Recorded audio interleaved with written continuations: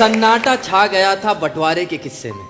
सन्नाटा छा गया था बंटवारे के किस्से में जब माँ ने पूछा, बेटा मैं हूं किसके हिस्से में। घर की इस बार मुकम्मल तलाशी लूंगा। गम छुपाकर हमारे माँ बाप कहाँ रखते थे। एक अच्छी माँ हर किसी के पास होती है, मगर एक अच्छी औलाद हर माँ के पास नहीं होती।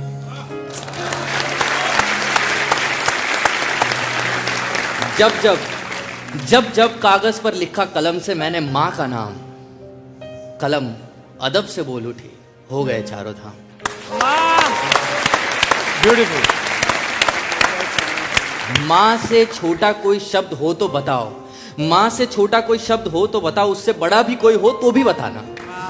मंजिल दूर और सफर बहुत है, छोटी सी जिंदगी में फिक्र बहुत है। मार देती ये दुनिया कब की हमें, लेकिन माँ की दुआओं में असर बहुत।